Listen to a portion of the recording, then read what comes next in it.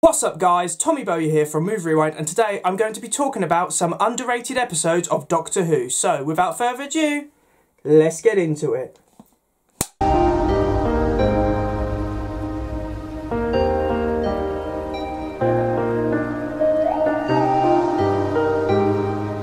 Since the revival, there have been hundreds of episodes of Doctor Who and 5 incarnations of the Doctor. So it's fair to say that there's quite a lot of variety in terms of episodes. Some are of course masterpieces, and others you question why the hell they were even made in the first place because the quality is that bad. But in today's video, I'm not going to be negative. I'm actually going to be talking about some episodes which I think are underrated. Episodes which I think are actually really good, and yet they don't seem to get the attention which I think they deserve. Now, a couple of things. I thought about how to do this ranking, and I decided I would do one underrated episode for each incarnation of the Doctor since the revival. So that'll be starting off with the 9th Doctor and ending with the 13th Doctor. Now this list was actually a lot easier than I thought it would be, because a lot of the episodes I enjoy don't get talked about enough anyway, in my opinion. So yeah, this list was quite easy, and obviously this is just my personal opinion. So if you do not agree with it, then that is perfectly fine. We start off with the 9th Doctor, and even though 9th Doctor obviously only has series 1 to his name, there are some episodes in this series which I think are underrated, and one of them is Boomtown.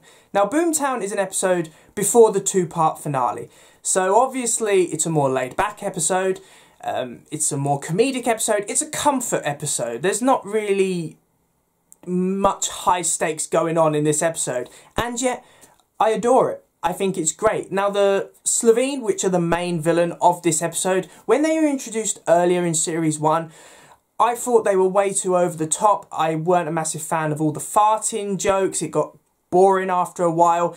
But the Slovene are at their best in Boomtown because it focuses on just a single Slovene, a survivor from the initial invasion. And it's really a debate about nature versus nurture. Does someone have the ability to change? And of course, there are some great scenes between the Doctor and Slovene in this episode. I especially love the dining room scene, when the Doctor and Slovene sit down to have dinner. Not only is it quite funny at first with the Slovene trying to poison the Doctor, and obviously the Doctor outsmarting her, but it then gets quite serious. We get to hear from the Slovene's point of view. We get to understand how can the Doctor claim to have any moral authority when he slaughtered her family and then just fled. And I think that's a very interesting look at actually what the Doctor does has consequences which you sometimes don't see. So I really like that conversation. Not only is it quite funny at first, but it gets serious. And obviously, this episode finally sorts out Rose and Mickey's relationship. Now, a problem I have with series 1 is the fact that Mickey kind of just accepts that the Doctor, you know, is with Rose, and that Rose basically just left him behind for an entire year. This episode finally deals with that. It's great to see Mickey stand up for himself and actually say, you know what, Rose, you're not a fantastic girlfriend, you just kind of abandoned me. So this episode, I like the plot, I like the Slovene in this episode, and I also like that it finally sorts out Rose and Mickey's relationship, because that is a problem with series 1 which I had. The 10th Doctor. Now this was the most trickiest one because there are so many episodes in the 10th Doctor's era which I think are underrated. However, I finally focused on a series 4 episode, The Unicorn and the Wasp.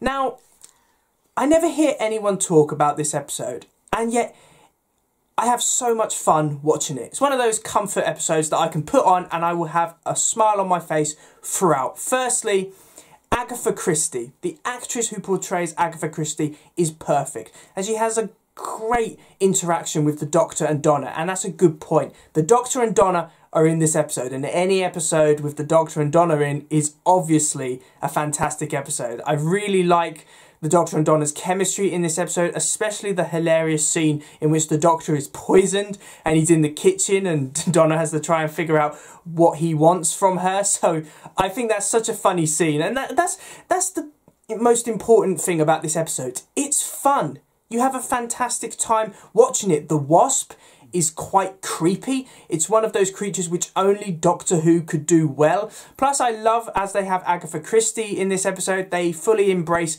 the whodunit theme. It's actually a very interesting mystery. It's one of those mysteries where you have to watch the episode a couple of times to put all the pieces together. And that's always a good thing. Rewatchability is a massive deal when it comes to Doctor Who, because obviously if it's a forgettable episode, you most likely aren't going to watch it again. The Unicorn and the Wasp is fun. It's one of those underrated episodes from Series 4, which in my opinion is the best series of the modern era, and it's one of those episodes which more people should talk about. Now, I am going to admit, the Unicorn and the Wasp nearly got beat in this ranking. I almost decided on Tooth and Claw from Series 2, because I think Tooth and Claw is actually a very strong episode, and it's a good historical episode as well. But unfortunately, it was beaten by the Unicorn and the Wasp because I like this episode just that tiny bit more. The 11th Doctor. Now, this was the easiest one, the God Complex. The God Complex is a really unique episode. I love the atmosphere they build with this episode. It's set in a hotel, and every room in this hotel has someone's greatest fear. But you never know what that fear is until you see it, and then you realise that it couldn't be anything else. Now, I think that the God Complex is very underrated. The Minotaur is a fantastic villain and a very creepy villain as well. The scenes in which the Minotaur is hunting down particular characters are very creepy. You're on the edge of your seat throughout. I love the 11th Doctor in this episode. It's great to see him, Amy and Rory try and figure out what's going on. There's some great stuff they do with Amy in this episode as well regarding what her greatest fear is. And I think it's interesting that her greatest fear is actually being abandoned by the Doctor, just like she was when she was a little girl when they first met. Also, I love the side characters, especially Nurse Rita. Rita really could have been a future companion because her chemistry with the 11th Doctor in this episode was arguably just as good as Amy and Rory. So yeah, Rita should have been a companion. It was unfair that she was killed off. Now, The God Complex was written by Toby Whitehouse, and I think this is when I started to fall in love with Toby Whitehouse scripts. They don't always knock it out of the ballpark, but you're always given something unique, and just sometimes with The God Complex, he hits a home run. The 12th Doctor. Now, when talking about the 12th Doctor, I've got to pick an episode from Series 8 because, in my opinion, Series 8 is one of the most underrated series from the modern era. It's one of those series which tries to do different kinds of stories. There's a uniqueness to it which none of the previous series even tried. So, obviously, an underrated episode from Series 8 is going to be a special one. And for me, it has to be Time Heist. Now, when I first saw Time Heist when it was broadcast, I thought it's an average episode, it's all right. Every time I rewatch it, the more and more I enjoy it. For the simple reason, this episode gets you hooked from the off. As soon as the Doctor picks up that phone in the TARDIS, and then it just cuts to the Doctor, Clara, and two other characters alone in a room with no memory of what they're doing there and how they got there, being told by a mysterious voice that they have to break into one of the most secure banks in the universe. If that doesn't get you invested, I don't know what will. Time Heist has a fantastic atmosphere. I love the whole espionage heist theme that they kind of go with. It keeps you invested and on the edge of your seat throughout. The side characters that we get to see are actually well developed. You feel sympathy for these characters, and they work well when they're teaming up with the Doctor and Clara. Their unique powers obviously benefit the team as they're trying to rob this bank. The Teller is a really unnerving villain for the simple reason it can smell out guilt and then kill you, and the way it kills people is actually very brutal. I have to admit, the more I rewatch it, the more I realise how brutal the way this villain kills people is. And obviously with Time Heist, there are some fantastic plot twists in this. Not only do we find out that the Teller has actually been held captive all this time, and the main purpose of the mission is to release the Teller with another member of his species, but we also learn that the Doctor is actually the mysterious voice behind this heist in the first place. So Time Heist is one of those episodes where you have to rewatch it a couple of times, I think, in order to fully appreciate it. But for me, it's underrated. It's a really strong episode. It's very unique. The 12th Doctor is brilliant in it, and the villain in this, in the form of the Teller, is also very creepy. The 13th Doctor. Now, this was the most tricky one for me, because if anyone doesn't know, I'm not a massive fan of the 13th Doctor's era, so for me, trying to find good episodes is quite difficult. But one episode which I think is quite underrated is Eve of the Daleks. Now, this was the third New Year's themed episode which the 13th Doctor was involved in, and for me it's the best one, for the simple reason it fully embraces this idea of New Year being set just before New Year's Day. I think was a clever idea because it really does have that atmosphere of new beginnings. I actually really enjoyed the TARDIS team in this episode. The Doctor, Yaz and Dan work quite well together, and there are some genuinely funny moments between these characters when they interact.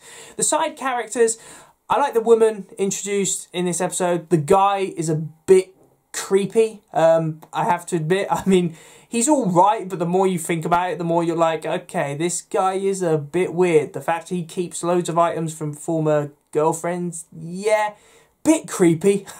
But for the majority of this episode, he is fine. The Daleks, I mean, you can't really go wrong with the Daleks. They're pretty good in this episode. I love how they just mercilessly kill them over and over again.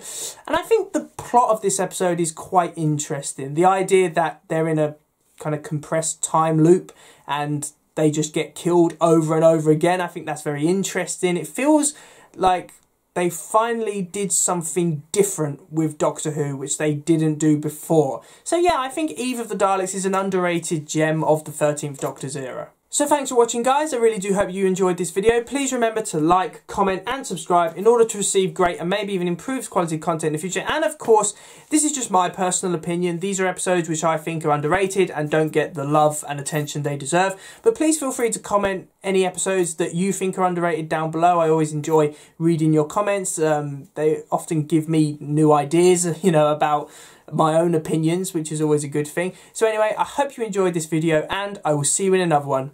See ya!